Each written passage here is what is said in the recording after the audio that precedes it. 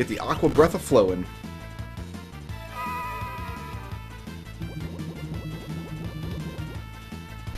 Delicious. Strago's going to take care of a lot of these battles for us. He's going to be our Sabin, essentially. Right, first thing we get is a fight. Oh, one step away from our treasure box. The worst. Could you please take care of all these Johnsons?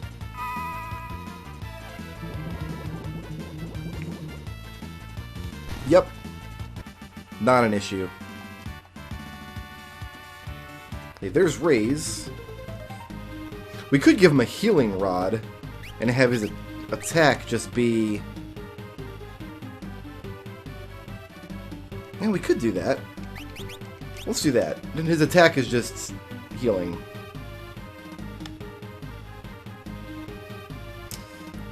The effect of this dungeon is everywhere you go, you see Relm like following you around. So sometimes the teleports at the end of the maps don't trigger right away. Because Relm is following you around. The screen in this version of the game is slightly cropped vertically, I think.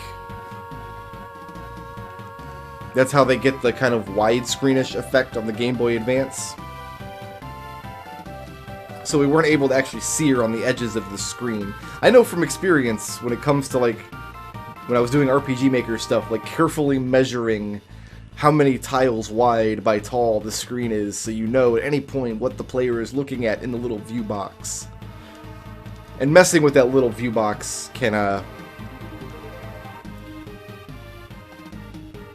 cause effects to not be experienced properly, like Relm poking her head in on the corners of the screen while she's following you around.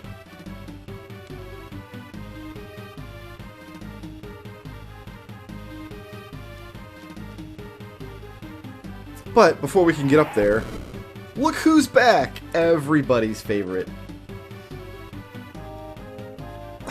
Ultros just hates our guts.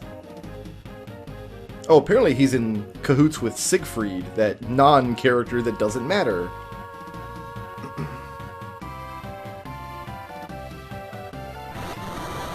That's a line that was better in the original.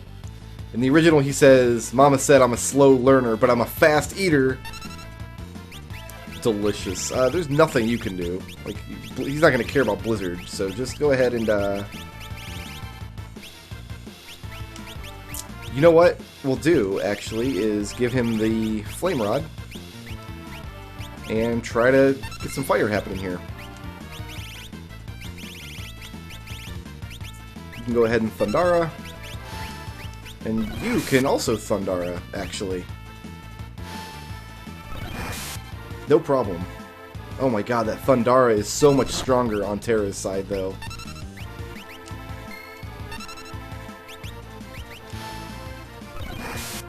It's like not even close. Yeah, Locke's just better off attacking. And we could double the power of that Thundara by trancing, too, if we want to. Yeah, go ahead and protect yourself. We're using magic against you anyway, I don't care.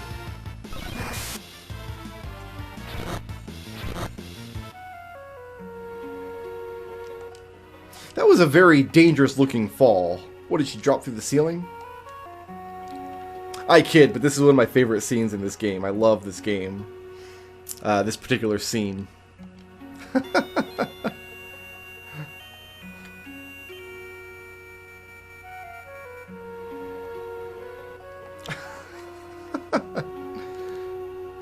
Good old Uncle Ulty. Relm is a character, I would use her in my active party, even if she was terrible, even if she had no saving grace.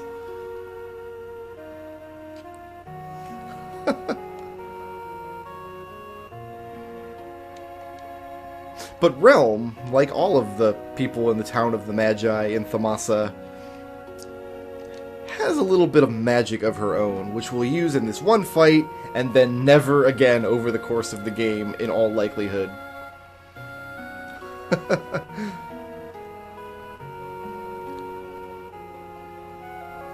Ultros is considering it. He doesn't want Relm to be sad. What's really funny is if Ultros follows this up with immediately killing Relm with a tentacle attack or something. Yeah, that tentacle attack, that's the, that's what he needs to be scared of, not Terra's 2,000 damage Thundaras. I mean, she's right. She is more useful than Gramps. I'm going to check magic stats in the party. Keeping in mind that Terra has had a couple of levels of +1. Locke has only been using Espers for spells, basically. But I'm curious now. Locke, 28. Terra with a 48. 34. Relm with a 46. Like, Relm's almost caught up with Terra after a couple levels of Espers on Terra's side. So, what we need to do now is... we're going to give Terra a new Esper to start learning some new spells. What do I want to give her? Setzer's starting in on Vanish. It's going to be important that other people have Vanish too. We'll start her there. The MP might be useful. But this will let her start with K at Sith. Hopefully by the time... I mean, she'll get some magic +1 there. She doesn't have any attack magic yet, though. Nothing really to use. And Strago's got our other magic Esper. You know, we're going to leave the earrings on him for now. We're just going to build her to... oh, she got another memento ring already. She doesn't need that. Can she equip knives? She can equip a brush. Almost just want to give her a Genji glove and attack with her. We'll give her... let's see. I guess it doesn't matter too terribly much. We'll give her Hermes sandals. And she can have...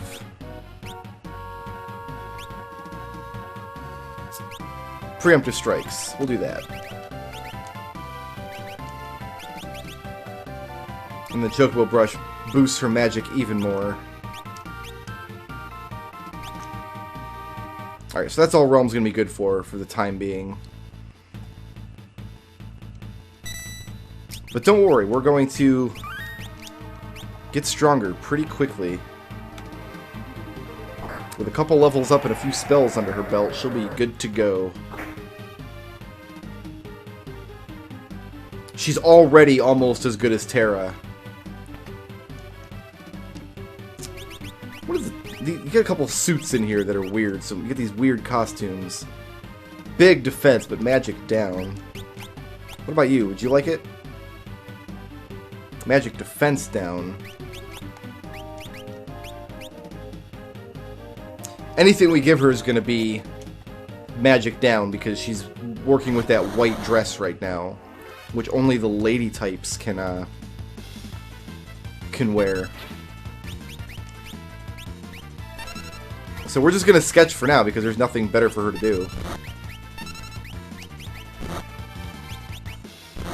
We could give her the healing rod and have her be the party healer, but eh. So I'm sure the mechanics behind Sketch are every bit as simple as the mechanics behind Rage and Dance if I cared to learn them, but there's just better things Relm can do with her time. Oh, Locke's got Asuna. Alright, Locke, I think you've got enough spells for the time being. You've got a bunch of good spells. Let's go ahead and give you Strength +2 for a few levels.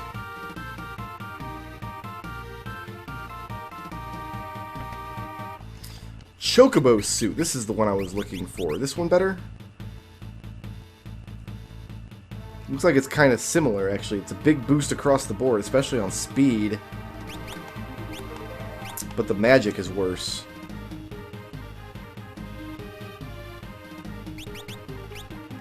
I don't know why the magic stats on the Chocobo, on these suits that only these magic-using characters can use is so bad.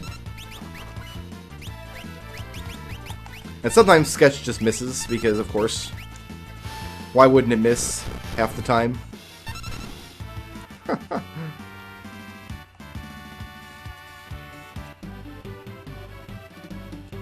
Strago shouldn't have long to go. Oh, we gotta jump down over here. Strago should not have long to go on Modwin, after which we'll switch Relm over to Modwin.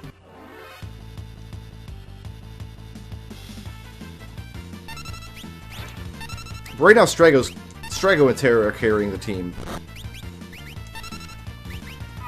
Giving Relm commands just isn't even going to be useful in the short term.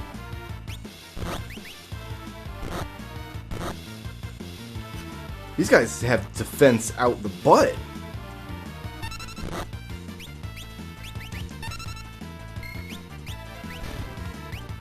There, we got him at long last. I wonder how many hit points they have. They must not have too many hit points. But they did eat that Aqua Breath like a champ.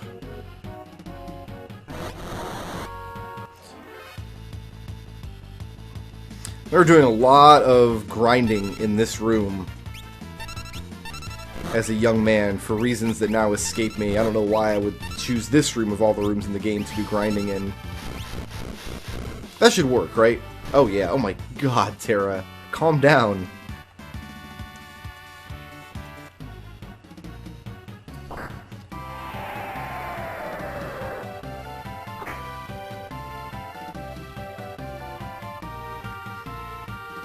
There are more useful spells we could be teaching Locke at the moment, but I'm starting to think in terms of like what characters I'll get and in what order in the second world.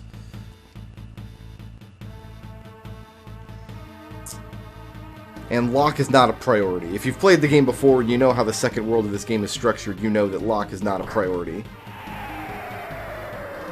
in terms of getting him spells.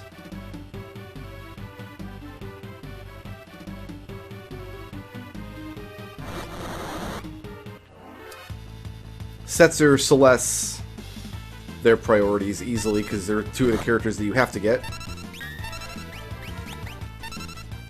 I think we're almost done with this dungeon, actually, at long last. As soon as Terra is done destroying all these mandrakes. Drain wasn't enough to save you, brother. It's not going to do it. Oh, he took his pound of flesh, though. He sure did. Locke has raise. Let's save the Phoenix Downs. Use him to heal here. Also, can I just say that I just enjoy the word Pictomancer as a Final Fantasy job? Alright, buckle in for one of the longest cutscenes in the game. I think that Esper just farted on her. I think that Esper has gastrointestinal problems.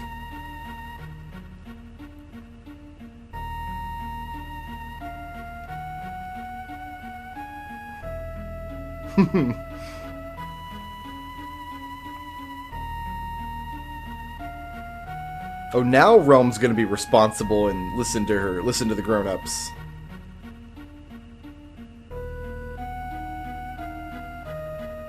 So we're just surrounded by Bahamut's and Wolfmans.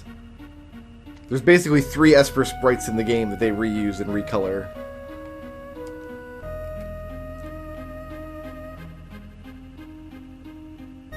Oh, 4, because Yura is kind of like a character, a little bit.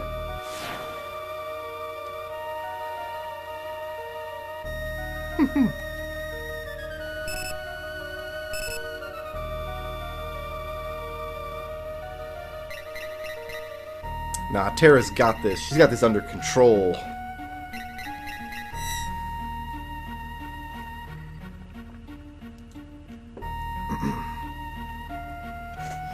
And thus, an accord is reached. I mean, we kind of all have the same power as you do, because we're all wearing your dead friends as belly button rings.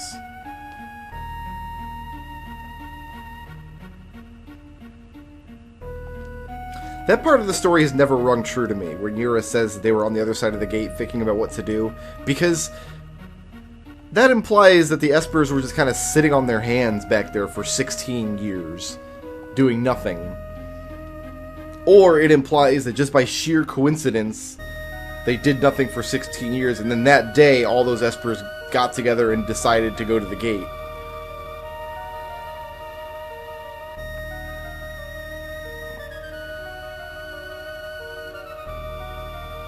And so peace is forged between the Returners, the Espers, and the Empire. And everything's fantastic. So remember what I said earlier. I'm sure everybody watching knows what's about to happen in this scene, but think of how much more powerful this scene would be. And it's already really, really powerful. It's already really good. If Leo had a rename screen way back in Sabin's adventure. I mean, he's got a unique character sprite. He's got his own character portrait. The game has already established several times that you don't necessarily immediately add a character you've named to your party. You don't immediately add Setzer or Relm or Shadow to your party when you name them. So you would think, oh, this general is going to join us later, and then this storyline looks like it's going to set that up. And then the happy ending is ruined.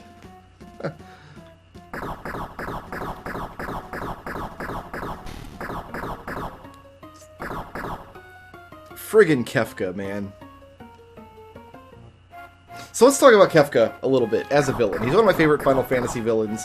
And what I really, really, really like a lot about Kefka is he grows in power over the game kind of the same way as the player does. Like, you meet him very early on in Figaro, and you just basically punk him and run away and leave him in the desert stranded.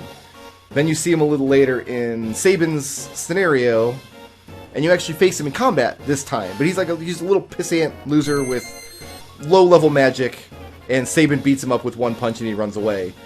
And then you face him on the snowfields a couple adventures later, and at that point he's got his own enemy sprite. He's like a real boss fight that requires like a little bit of strategy to win. I mean, you can trivialize the fight if you put Celeste in your ranks like I did, but if you don't do that, he can hit you with all kinds of magic, and it can be a tricky fight. Then you get to this scene in the game, because now he's learned that Magicite is the key. And now he's got a plan to get as much Magicite as possible.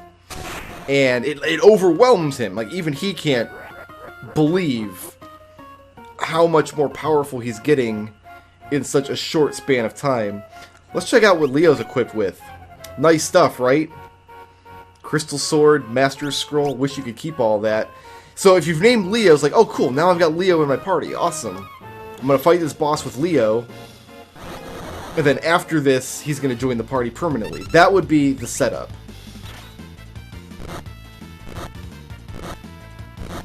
So, 800 damage with his attack. He's even got his own special little skill. It's clear he's not a Magitech Knight. He's never used magic before.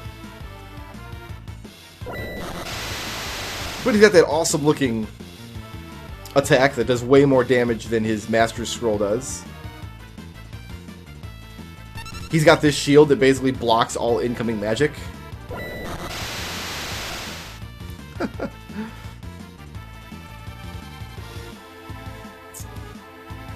His shield is probably, come to think of it, is probably the product of Magitech research. How else would the Empire come into possession of an Aegis shield?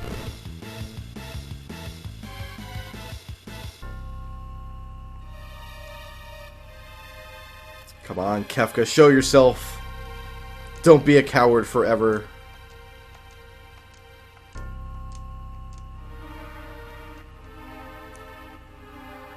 And so, the Emperor.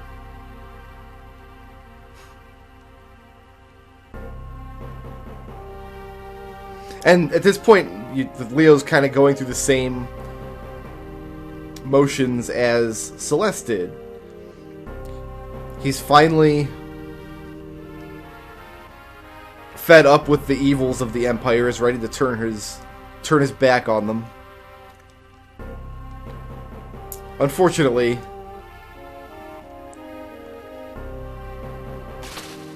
that's it for Leo. He's just murdered in cold blood in the midst of Kefka's horrible rampage. So how much more powerful would that scene be if the player... There's all this build-up for Leo. If you get the chance to name him earlier in the game.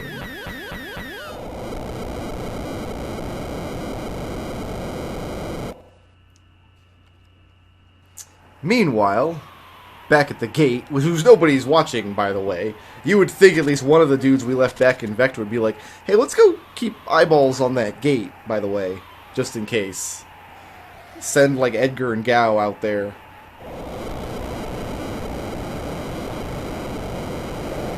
Admit it, you'd watch a sitcom starring Edgar and Gao.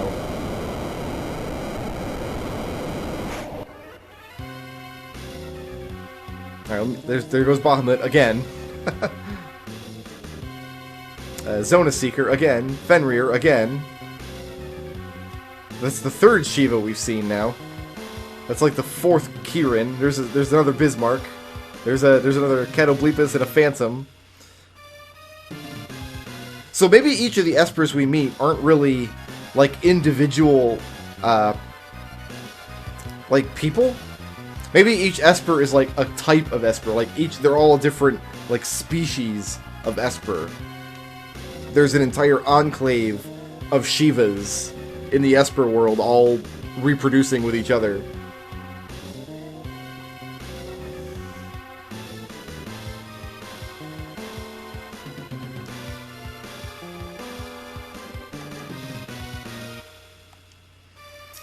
But they made a big mistake, because, again, Kefka's been growing in power steadily.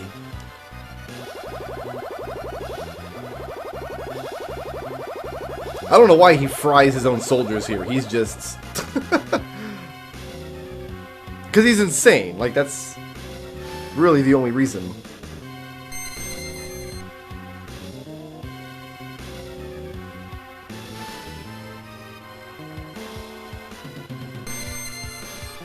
I mean, you just can't beat this for an excellent villain scene. It's like right on the heels of such a happy ending too, where the peace accord is about to be stricken. And then Kefka shows up and, ooh boy!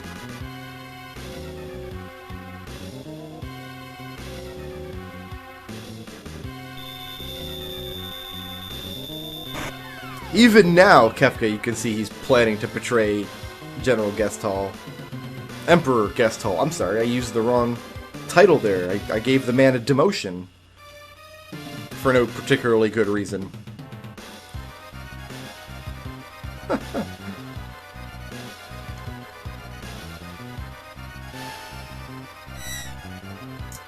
And so... I mean... We've seen like 37 murders in just the past 3 minutes.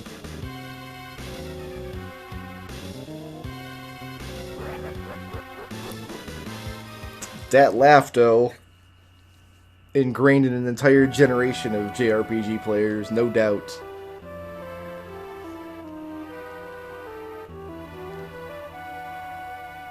And that's it for Leo. So there is no side quest to revive General Leo. There is no touching scene later in the game where you talk to his ghost or anything silly like that. He's dead. The earth has drank his blood. And Shadow too. Because everybody cared about Shadow a great deal.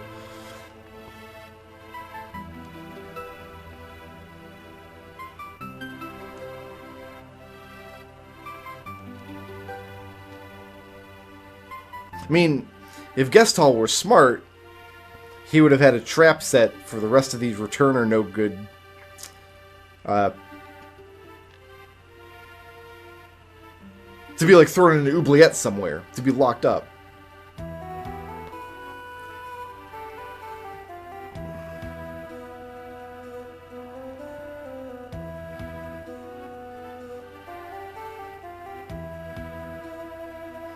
And for some reason, like, this scene always felt a little out of place. Like, I get it.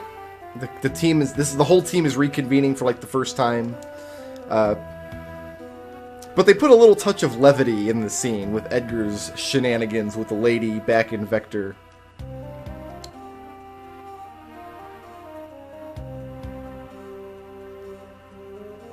But a great deal has happened and will continue to happen. And yeah, we pretty much got our full complement of characters. I mean, Gao and Mog don't come along to this scene.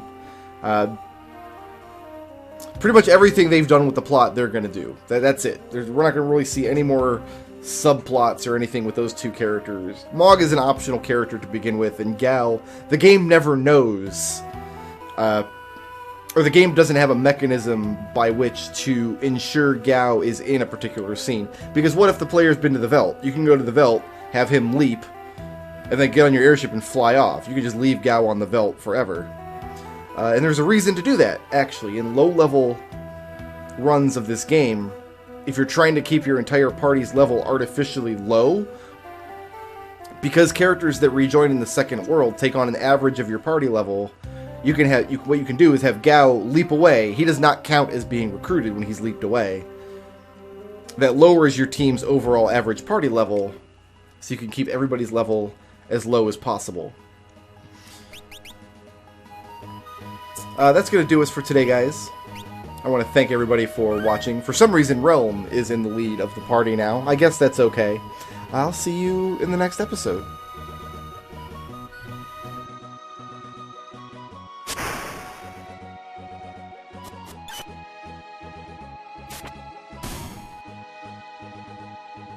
Shoutouts to Jay Kai for sponsoring this video, and to everybody who helps make my channel possible by supporting me on Patreon.